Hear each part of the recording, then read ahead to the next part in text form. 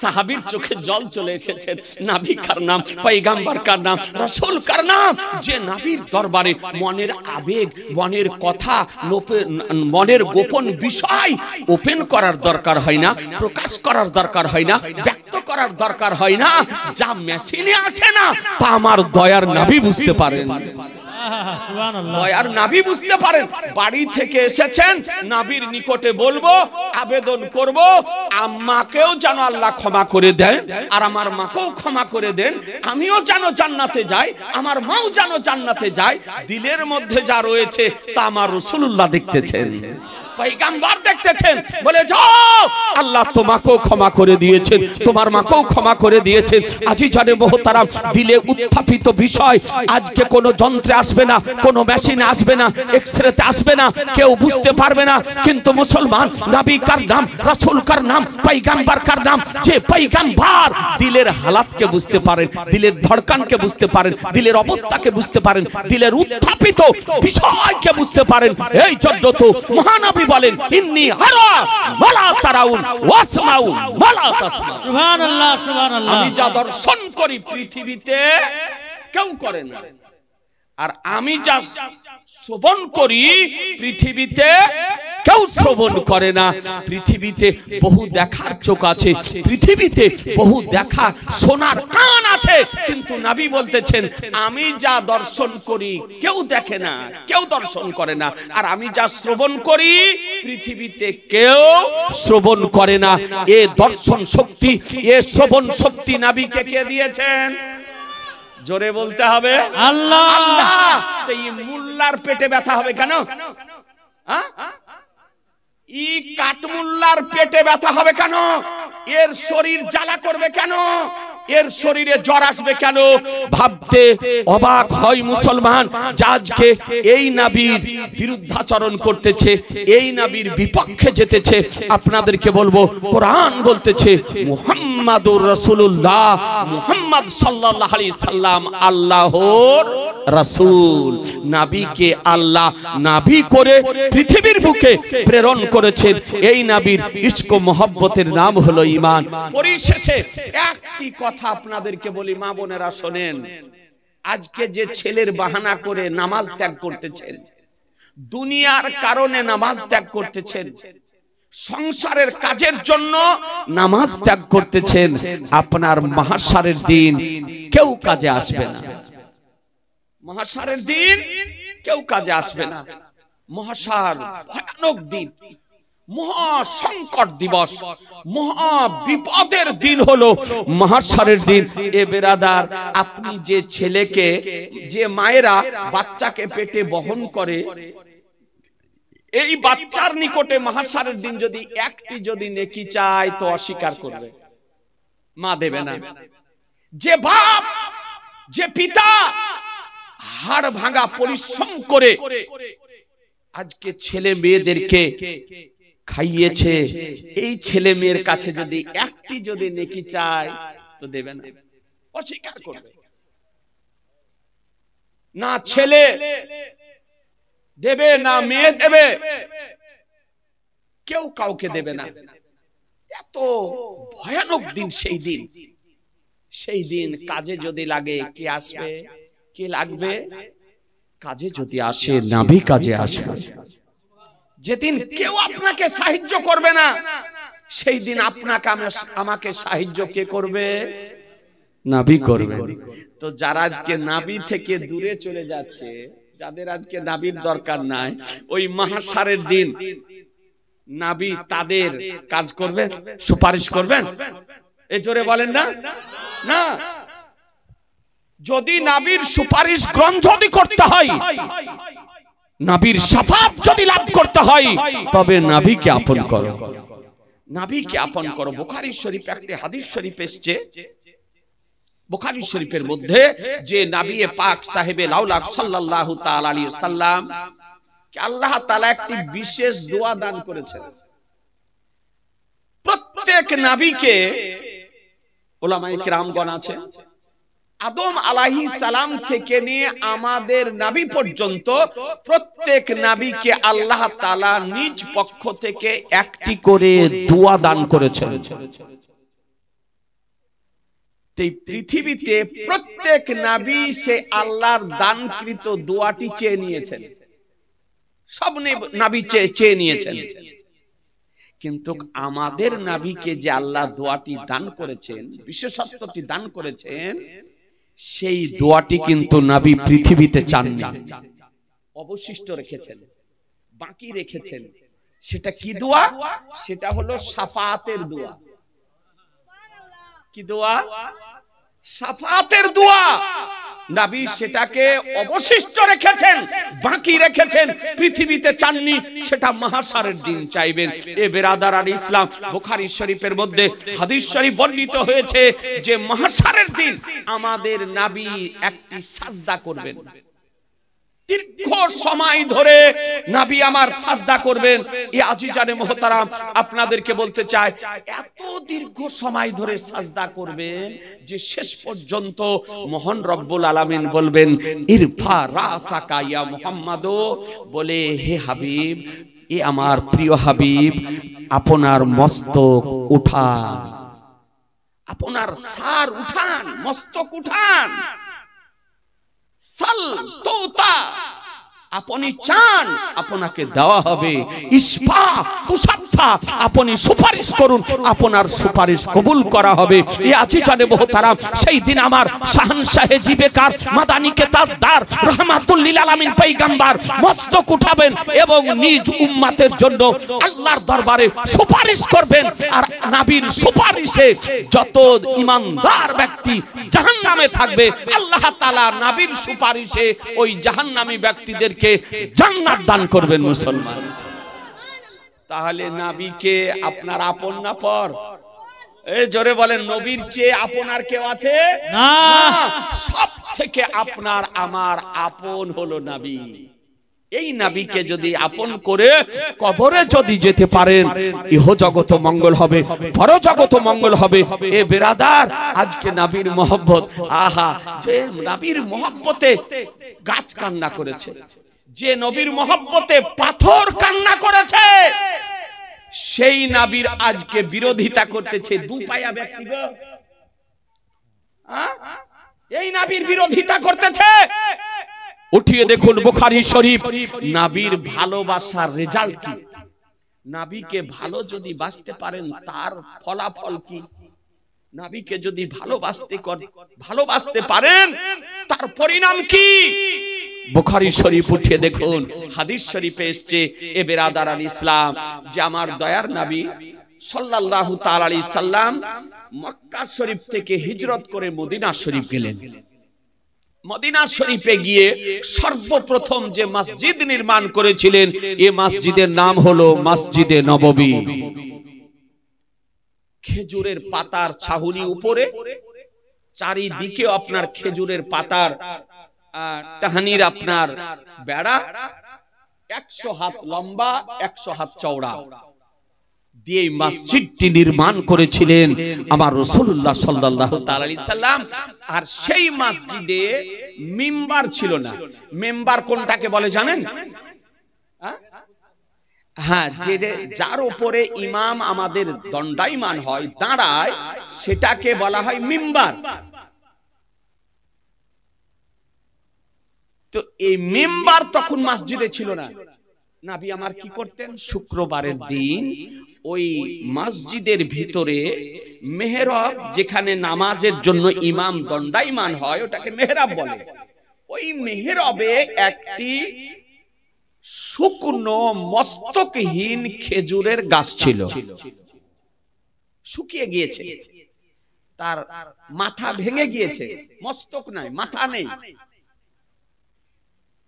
এইরকম একটা শুকনো খেজুরের গাছ, মস্তকহীন খেজুরের গাছ ওই মসজিদের মধ্যে আপনার পড়েছিল। মসজিদের যে আপনার বেড়া ছিল, সেই বেড়ার মধ্যে। তো শুক্রবারের দিন আমার দয়ার নবী, মায়ার নবী, ওই গাছটাতে একটু হেলানা দিয়ে তিনি খুতবা পাঠ করতেন।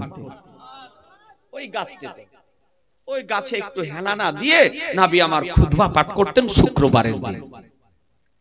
তো মদিনা শরীফের হাকিমুল উম্মাত মুফতি আহমদিয়ার খাঁ আলাইহি রহমা রিদওয়ান তিনি লিখতেছেন যে মদিনা শরীফের একজন আনসারী মহিলা, আনসার গোত্রের একজন মহিলা সর্বপ্রথম কাঠের একটি 3 সিঁড়ির মেম্বার তৈরি করে আমার রাসূলুল্লাহকে উপহার দিয়ে পাঠালেন মসজিদে নববীতে রাখার জন্য। যে ইয়া রাসূলুল্লাহ শুক্রবারের দিন এই মিম্বারের উপরে দাঁড়িয়ে আপনি খুতবাটা পাঠ করবেন। এ বেরাদার মসজিদে নিয়ে আসা হয়েছে, ওই কাঠের মিম্বারের উপরে আমার দয়ার নবী মায়ার নবী দাঁড়িয়ে খুতবা দিতে আরম্ভ করেছেন। যখন খুতবা দিতে আরম্ভ করেছেন তখন ওই মস্তকহীন শুকনো খেজুরের গাছ কান্না করতে আরম্ভ করেছে। একটু ভেবে দেখবেন মুসলমান, একটু চিন্তা করে দেখবেন, মাহারা বাচ্চার মতন, পিতাহারা বাচ্চার মতন কান্না করতে আরম্ভ করেছে। যেমন বাচ্চারা মায়ের দুগ্ধ পান করার জন্য কান্না করতে থাকেন, এই রকম কান্না করতেছে। এ বেরাদার আল ইসলাম, যে কান্নার ও মস্তকহীন শুকনো খেজুরের গাছটির কান্না মসজিদে নববীর সাহাবায়ে কেরামগণ শুনতেছিলেন। বেরাদার ফুটে ফুটে কাঁদতেছে, গাছ কাঁদতেছে, প্রাণহীন গাছ কান্না করতেছে, শুকনো খেজুরের গাছ কান্না করতেছে। এ বেরাদার সঙ্গে সঙ্গে আমার রাসূলুল্লাহ খুতবাকে স্টপ করে দিলেন, বন্ধ করে দিলেন। খুতবা দেওয়া বন্ধ করে নবী আমার নেমে শুকনো খেজুরের গাছের উপরে রহমতের হাত রেখেছেন। সুবহানাল্লাহ, রহমতের হাত রেখেছেন।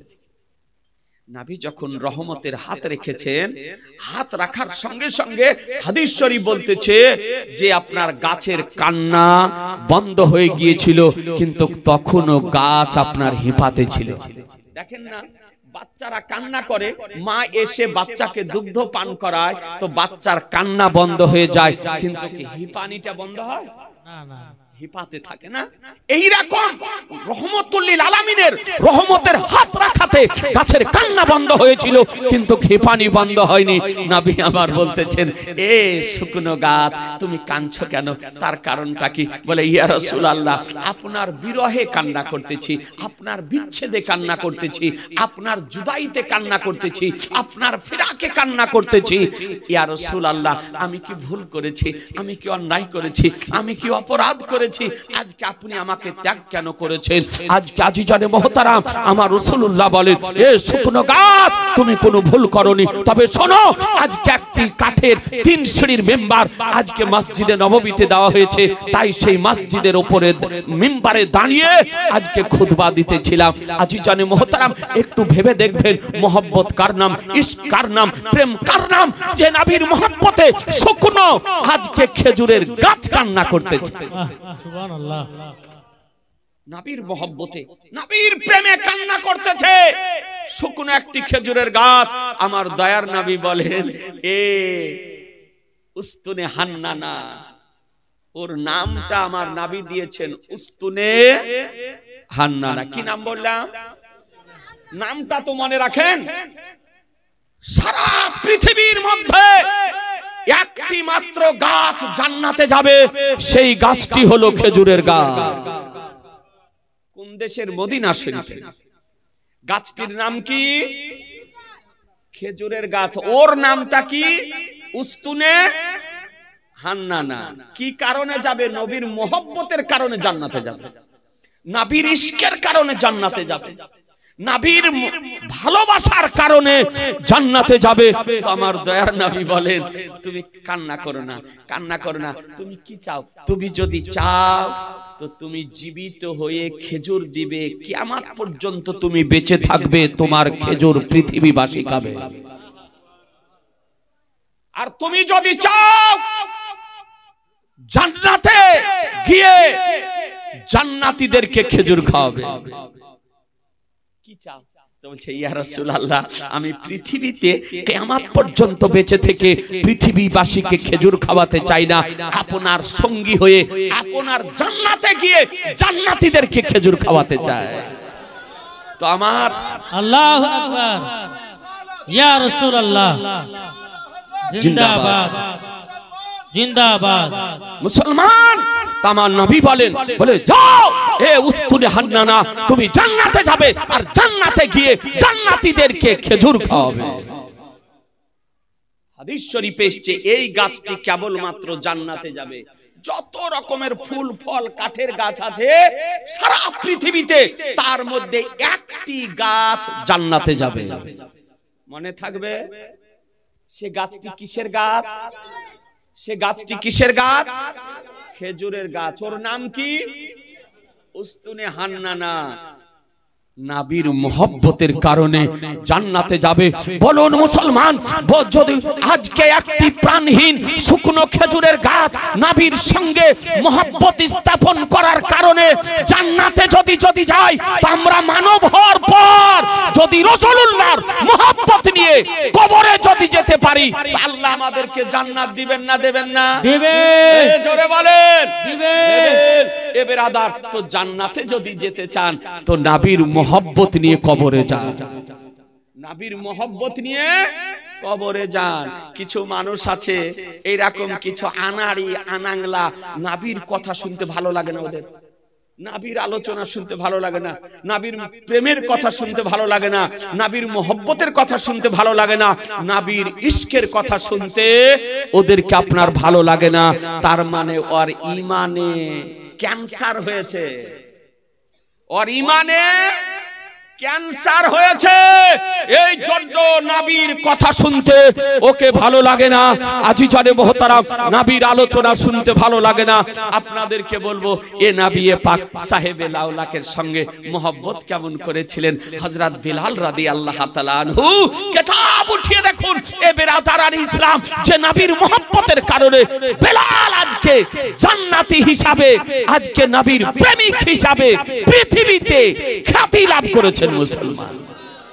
আজিজানে মোহতারাম, আপনাদেরকে বলতে চাই, হ্যাঁ, যে নবীর মোহব্বতে আবু বকর সিদ্দিক রাদিয়াল্লাহু তাআলা আনহু সোর গর্তে নিজের প্রাণকে নবীর মোহব্বতে উৎসর্গ করে দিয়েছিলেন।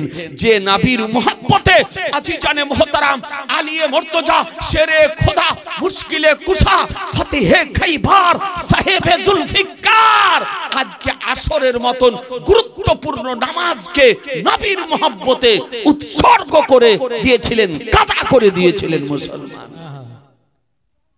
আপনাদেরকে বলতে চাই, যে নবীর মোহব্বতে সাহাবায়ে কেরামগণ যুদ্ধের ময়দানে গিয়ে নিজের প্রাণ দিয়ে দিয়েছেন।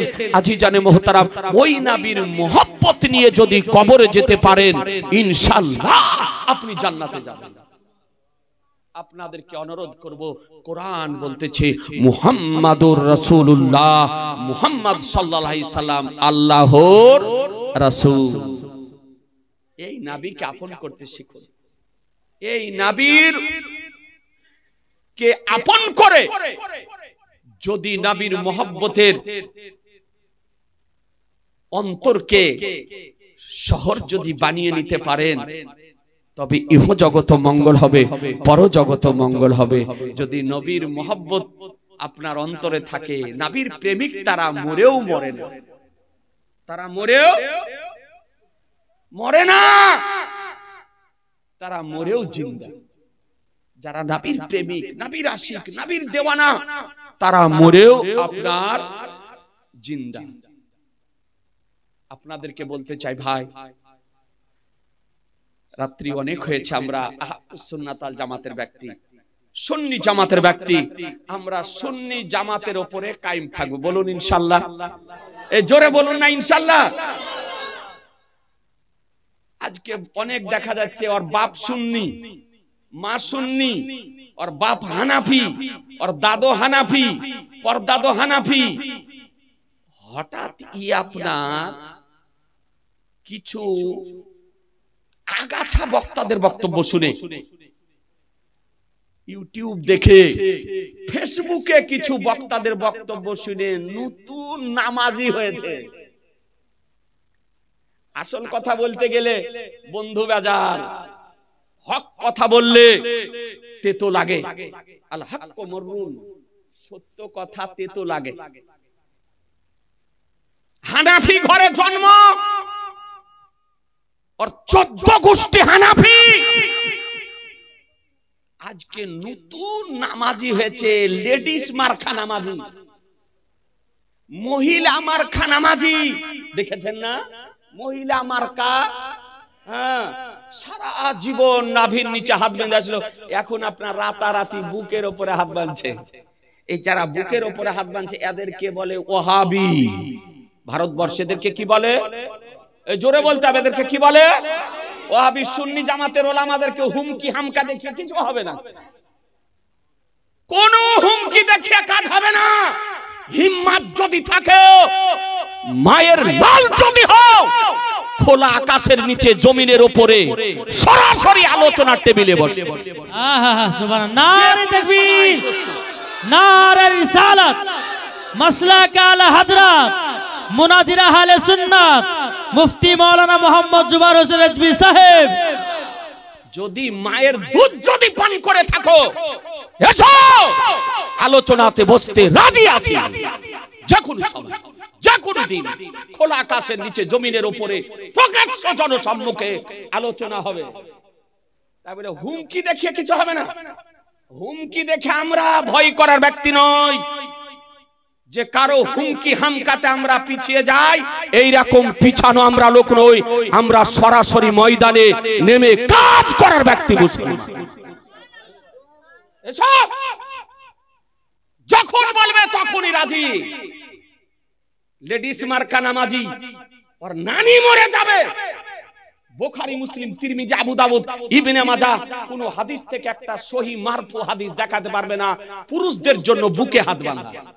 আপনাকে চ্যালেঞ্জ করতে চাই, সহিহ মারফু হাদিস একটি হাদিস দেখানোর ক্ষমতা হবে না যে বুকের উপরে হাত বাঁধতে হবে, জোর করে বাঁধছে। এটা কার চিহ্ন?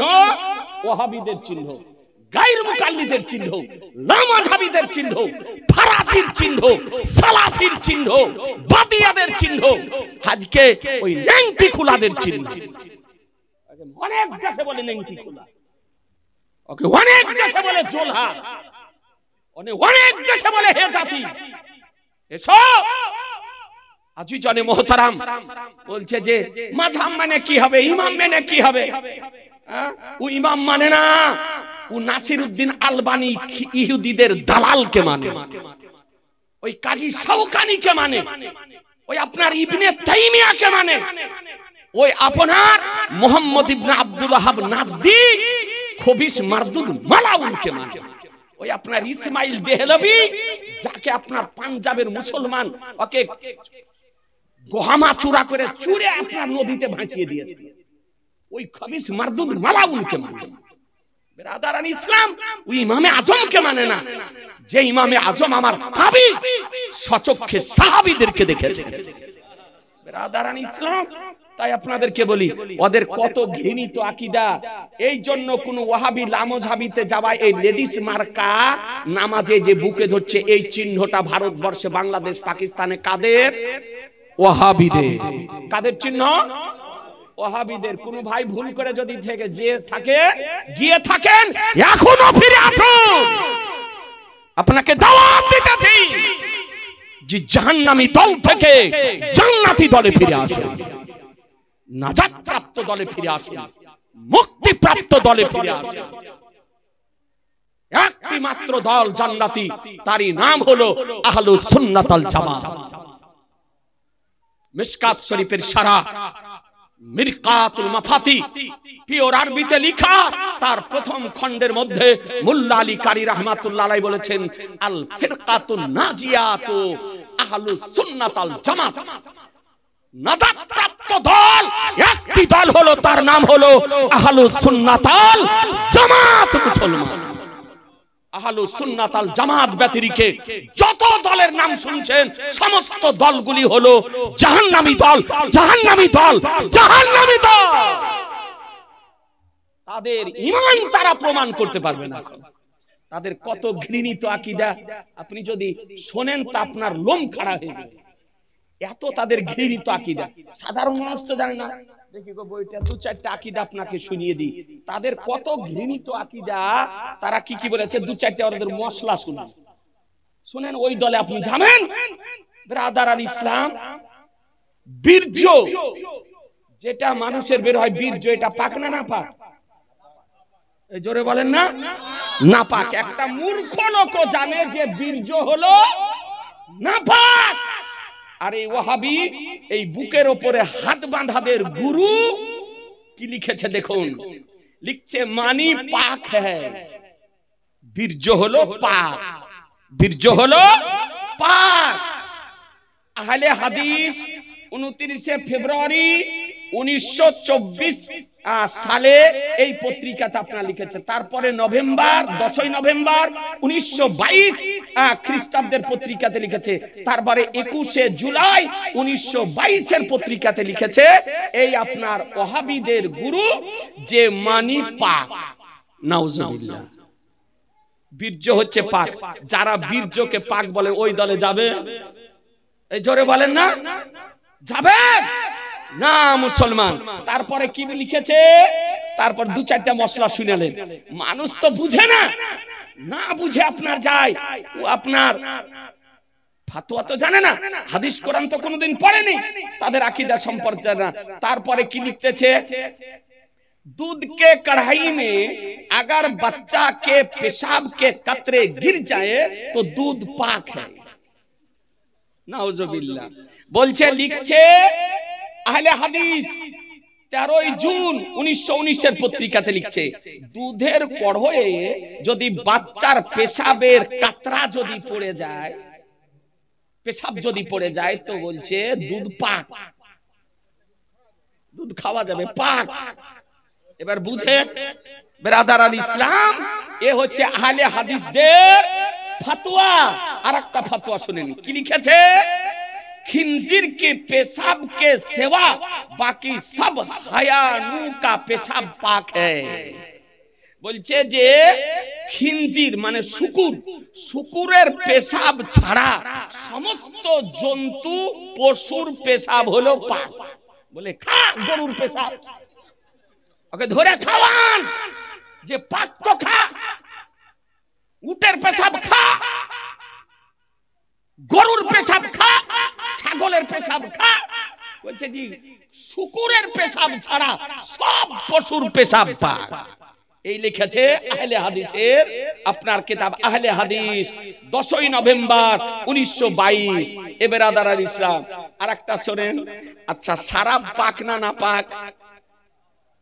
শরাব মানে মদ, শরাব মানে মদ, মদ পাক না না পাক? না পাক। কাপড়ে যদি লেগে যায় তো কাপড়ও না পাক হয়ে যাবে। ও কি লিখতেছে, শরাব পাক হ্যায়, শরাব হলো পবিত্র, মদ হলো পবিত্র, পাক। আহলে হাদিস 8 ডিসেম্বর 1922 সালের আপনার লিখা, পেজ নাম্বার 2। যে বলে মদ পাক ওই দলে যাওয়া যাবে? এই জোরে বলেন না, যাওয়া যাবে না। এই আহলে হাদিস বুকে হাত বাঁধা ফাড়ুয়ার নেতারা এই কথা আপনার বলেছে, তাও মানুষ বুঝে না। আমি অনুরোধ করে বলবো যে কেউ যদি ওই দলে গিয়ে থাকেন এখনো ফিরে আসুন, সুন্নি জামাতে ফিরে আসুন। আছি জানে মোহতারাম। তারপরে কি লিখতেছে দেখুন, বলছে হাইজ और निफास के खून के सिवा बाकी सब खून पाक है। বলছে হাইজ ও নিফাস মানে মায়েদের যে মাহবারি হয়, প্রতি মাসিক হয় এই খুন রক্ত, আর বাচ্চা জন্মগ্রহণ ভূমিষ্ঠ হওয়ার পর যে ব্লিডিং হয় সেই রক্ত বাকি ছাড়া সমস্ত খুন হচ্ছে পাক। নাউজুবিল্লাহ। খাওয়াকে রক্ত খাওয়ান, রক্ত খাওয়া দলের লোক, রক্ত খাওয়া দলের লোক ওই দলে যাবেন? আছি জানে মোহতারাম। তারপরে কি লিখতেছে, অনেক আছে তো দু চারটা আপনাকে শোনাই। বলছে যে কেচুয়া কাকড়া ঘুংলা হালাল হ্যায়। বলছে কেঁচো হালাল, কাকড়া হালাল। ওকে ধরে ধরে কেঁচা খাওয়ান, কাকড়া খাওয়ান। ও আদিবাসীর জাত, ওই বাংলাদেশের আব্দুর রাজ্জাক বিন ইউসুফ আপনার বলেছে, বলছে জি কেঁচা খাওয়া জায়েজ, শামুক খাওয়া জায়েজ, ঝিনুক খাওয়া জায়েজ, কচ্ছপ খাওয়া জায়েজ, বলছে সব খাওয়া জায়েজ।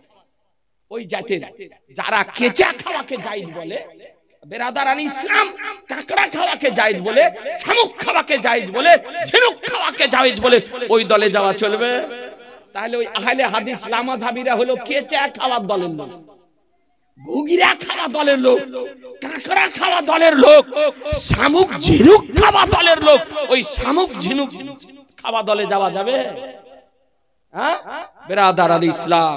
তারপরে লিখতেছে যে কাফের কা জাবিহা হালাল হ্যায়, বলছে কোন কাফের, ডোম, মেথর, হিন্দু যদি কোন পশু জবাই করে দেয় তো বলছে আর জবাইকৃত পশুর মাংস খাওয়া যায়। এই খাবে?